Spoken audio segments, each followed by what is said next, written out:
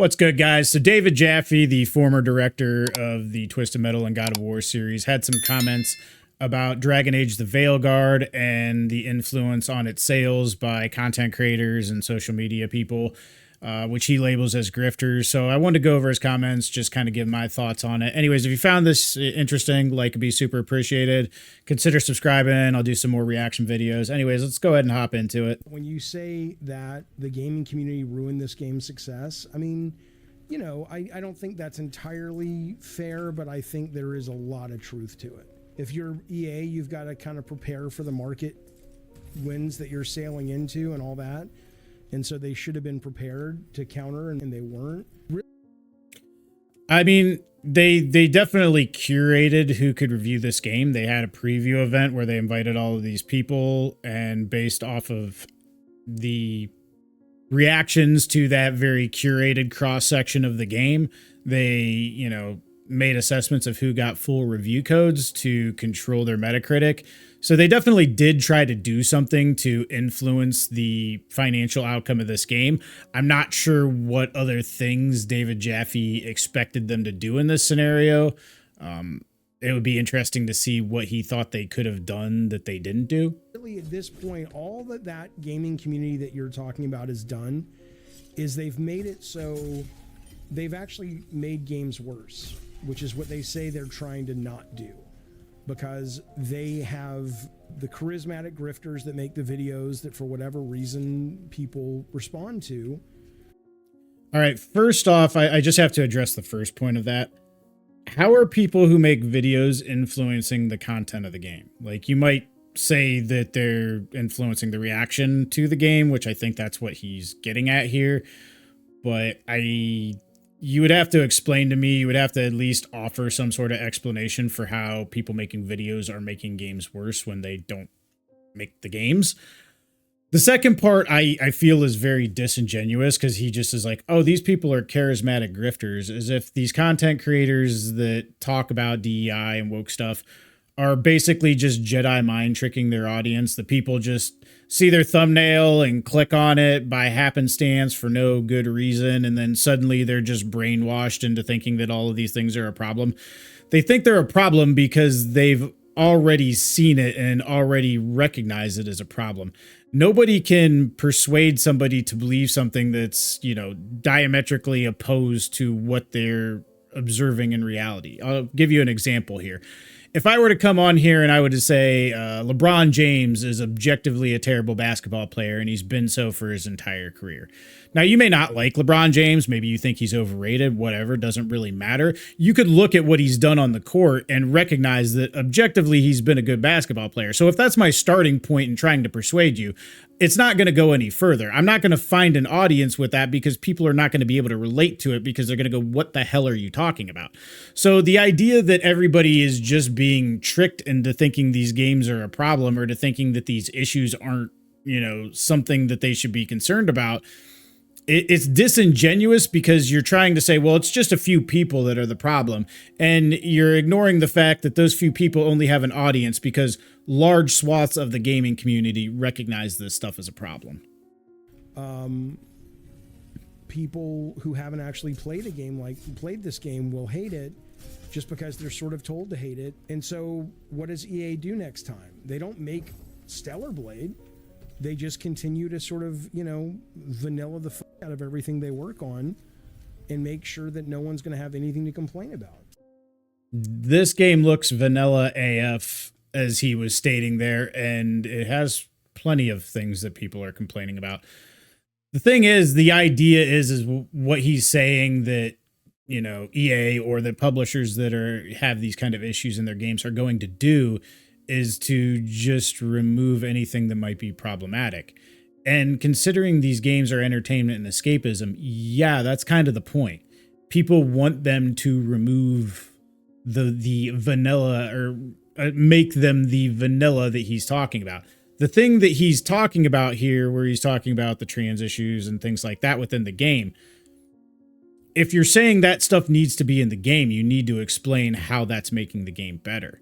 And considering the game is a form of escapism, as all games are to a certain degree, and that it's being sold in a marketplace where its ability to make money will determine its success within, that marketplace. Where's the part where the trans stuff is helping the game? Because if it needs to be in there, it has to somehow improve the product. And you can't tell me that it's improving the product financially. You can't tell me that it's making the product more immersive because it's increasing the escapism within the product. If you're going to make the argument that it's good, you have to actually make that argument. You can't just allude to it and say, well, this stuff needs to be in there because it keeps the game from being vanilla. The game is vanilla as far as gameplay goes, as far as I can tell from all of the gameplay that I've seen. It has a lot of issues, obviously, with its dialogue because it's just very cringy and it's not how people talk. But if you want to sit here and say, well, this stuff needs to be in the game, tell me why in a way that I can relate to, because everything I see tells me that it doesn't belong in the game. They straight up ask you if you want transgender game options 1 hour in. You select yes or no. So all the people bitching invited into their game. I don't even know what it asks, but this character apparently is the Barv trans character, and so far there's nothing. Not that that needs to be. I mean, to me, that's the equivalent of saying, "Do you want black people? Do you want black people in your game? We have a button that'll get the blacks out." That's the equivalent of it. But if that's no, those two things are not at all equivalent. What you're saying, I mean, I didn't even know that's what they were asking. The only thing I've come across so far, and again, I've seen that cutscene, it's terribly written and performed, the Barv thing. All of the cutscenes are terribly written and performed. I think a lot of the problem with this game, if it was just those few kind of cringe scenes and the rest of the game was actually really good and written really well, and the dialogue all really, sounded right, and it was very immersive outside of those two scenes that pulled you out, there would still be people that complained about those few scenes, but there wouldn't be an audience for it because the rest of the game was great. There are people that complained about like the bear sex scene in Baldur's Gate 3, but the rest of the game was great. So eventually there wasn't an audience for those people. The problem here is that you have a game that's just mediocre, or mid would be generous with it. And so if you want to sit here and say, well, it's just these few problematic scenes, well, those few problematic scenes go away if the rest of the game is actually good. But the only thing I've even come across so far is when you're talking to characters, and one of your multiple options is you can romance a character who is the same sex as your character. And you can just be like, oh, no thanks. You're like, That's been in BioWare, going back to Mass Effect 2, maybe even before that at this point. Like, I don't think anybody's really making that an issue in 2024. If that's the thing you're throwing out there as an example, that's been a staple of BioWare games for a long time now, and people really haven't had an issue with it for many years. Ad and SNL, it's like, no thanks. And, if that's not what you're into. The grifters who hate woke still streamed the game and played it to finish grifting how bad the game was. So yeah, they didn't like it, but played it for views and ad revenue equals a grift. Yeah. Here's the thing. The argument is that all of these people are grifters, right? That they don't actually believe the points that they're making, because that's what grifting is. It's a disingenuous, you're lying for attention, basically.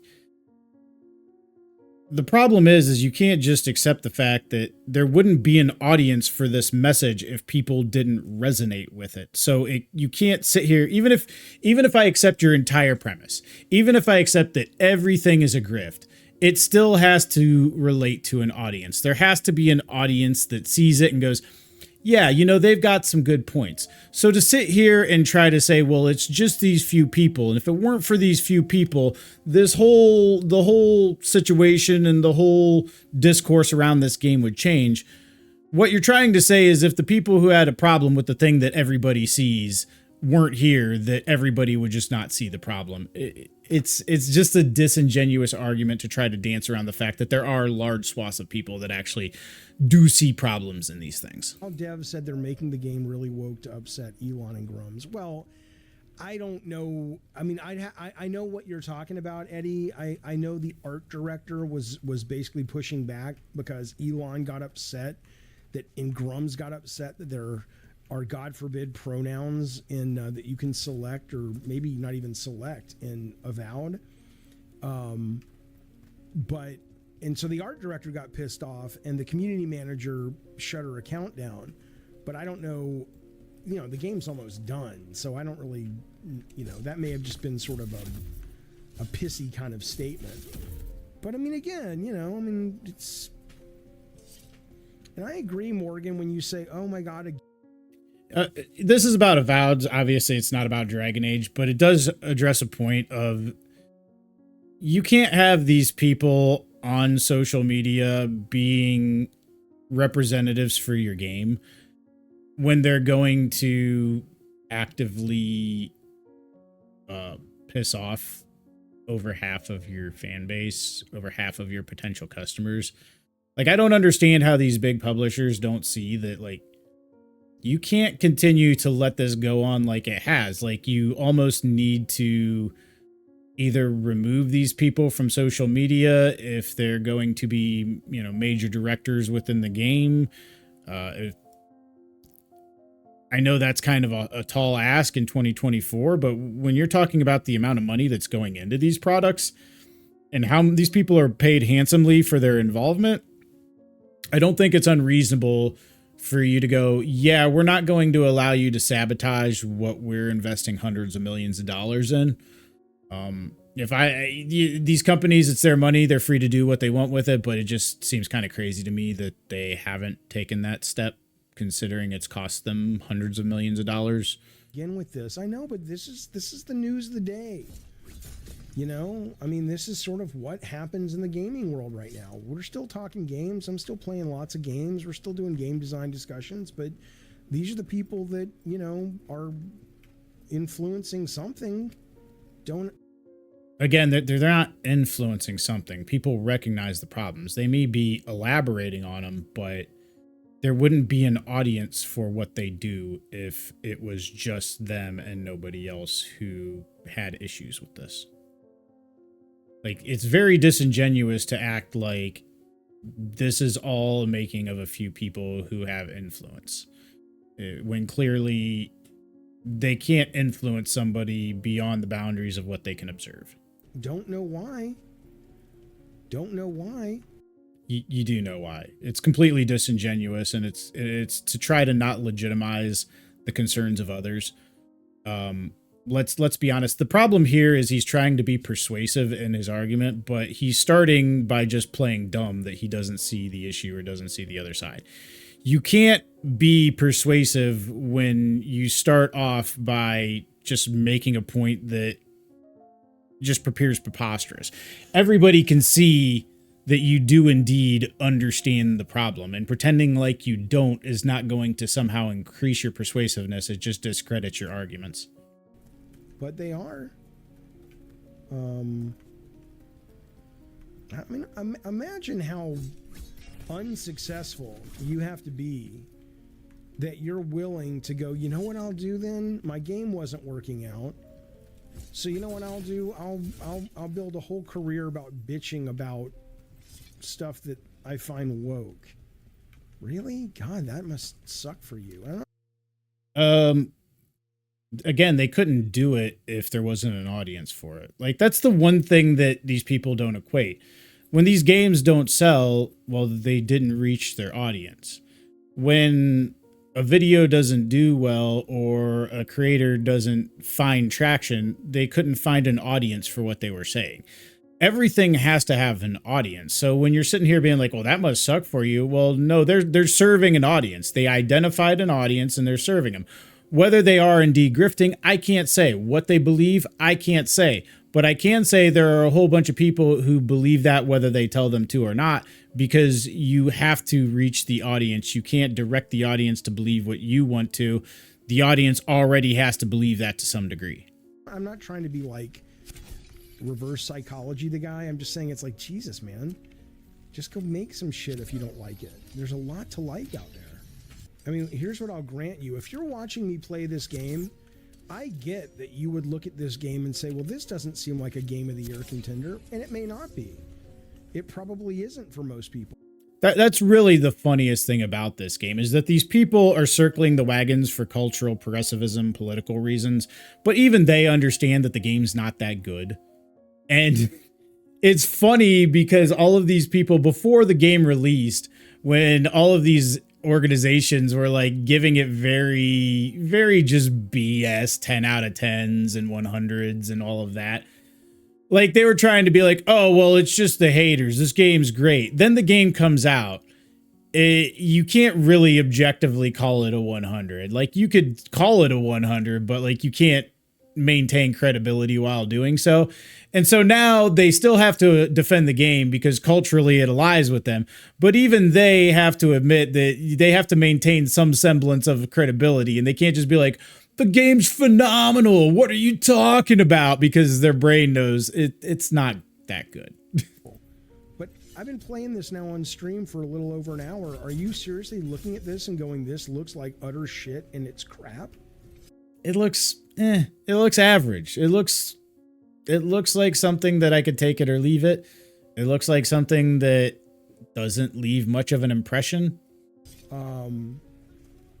Like, I mean, really? I mean, that's okay. It's your opinion. That's fine. But like, how can you, I mean, it's fun. It's a fun, solid game. And I get the argument of like, hey, I don't have time for just fun enough. There's so much to play. I respect that. I'll give him credit here. There's just so many great games out there that when a game is mediocre and gamers have lots of other time constraints in their lives, you can't really dedicate time to an experience like this. Like, listen, I've played the previous Dragon Age games, and maybe someday I will actually play this. It's full disclosure, I've not played this, but honestly, at $70, I don't have the budget or the time to invest in experiences that I know aren't going to wow me. And so I will agree with him that is a problem. I don't think the game is trash. It's just everything I've seen is kind of But it's like, you know, if it's not your favorite game, don't play it, but it's not shit. Now, by the way, I'm not saying you're wrong, but I am curious, Nick, when you say you think it looks mediocre. So what if somebody was in the market for an action RPG, not Baldur's Gate, not a turn-based RPG, like an action game? Like, you know, like what you're seeing here, but there's still stats and a big story and characters and a party to build and all that. If this one's mediocre, which one would you suggest? Okay, as somebody who's played the previous Dragon Age games, this doesn't look like a Dragon Age game, and it's this. He references the Final Fantasy VII Rebirth and the remake to a lesser extent here. I have not played 7, the remakes or Rebirth, but I have played Final Fantasy 15 and 16. And these old RPGs that were turn-based or tactical in some way that have been switched over to an action orientation to sort of service the market that they think there is today. I like action RPGs. I don't like team-based action RPGs because at the end of the day, to emphasize the action, you always have to focus on the one character. And so over time, they've removed things like being able to switch characters and, you know, being able to micromanage the abilities of all the characters in your party. And the problem is at that point, just get rid of the rest of the party. Give me the 2 or 3 abilities that my character needs within the battle to be able to use, and just get rid of the other characters because they're there for narrative reasons, but they don't make any sense within the context of the gameplay. Like, I tried to play Final Fantasy 16 and 15, and it just seemed like a half measure that didn't go all the way. And so I don't really think that I have no desire for a action-based team game because inevitably the team falls by the wayside, and the question is, why are they even there then? They play. Like, which one does it really well that is still relatively modern enough? again, in my opinion, none of the games that try to generate this particular type of formula do it in a way that I have any desire to engage in. That would still scratch that itch. I mean, Elden Ring doesn't do that. Elden Ring's my favorite game of all time, but Elden Ring's not this. That's because Elden Ring is a proper action RPG that understands that you can't have multiple characters on the field while focusing on the action of the one character. Like, there's a reason that Elden Ring isn't this, is because there's really not even any proof that there's a demand for this. Elden Ring doesn't have anywhere near close to this kind of combat. Elden Ring's combat is much more, I would say, tactical and measured. You know, this is much more hack and slash. Okay, so Morgan says Rebirth does it better. Okay, that's fair. That seems probable. Honestly, what pushed me away from Rebirth, and I played the demo, was just I read some reviews and stuff, and people were saying it's phenomenal, but it is so fucking long. I mean, people were saying it's like, my God, this thing, and it's the second part. I didn't even play the first part. And I'll agree with him on this. I never thought that the Final Fantasy VII remake being split into multiple titles was a good idea to begin with, because inevitably there's such a massive investment, and having a massive investment that's predicated on a previously made massive investment is not a good idea when you're trying to sell a game. And that's why the first one sold really well, and then Rebirth didn't. If they make a third, it'll probably sell even less than Rebirth. So it's kind of, yes, Elden Ring is a better game than this for me personally, yes. But this scratches a very different itch. That's like comparing, you know, a fine, you know, whatever, 3-star meal, I don't know how they do meals, to like a really solid, slightly above McDonald's dinner. It's like they both have places in your life. Okay, this is the final point that I want to address here.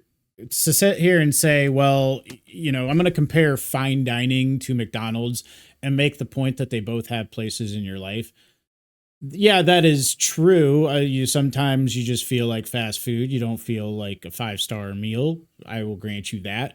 The problem is even though, you know, the cost of fast food has gone up these days, it still costs significantly more to go to a fine dining restaurant than it does to go to McDonald's. And so when you're comparing products and you're trying to say, well, one is fine dining and one is McDonald's, that argument is predicated on the fact that they don't have the same barrier to entry. And when these two games cost the same, you can't sit here and go, well, you know, one's kind of junk food, but, you know, sometimes you like junk food. I don't like junk food for the same cost that I just paid to go to a fine dining restaurant. You have to equate the barrier of entry in these experiences if you're going to try to say, well, you know, sometimes you just feel like, you know, something a little less formal. Yeah. Anyways, that's going to do it for this one, guys. Appreciate it if you stuck with me to this point in the video. Like I said, consider liking, and we will catch you on the next one. Until then, guys, get awesome.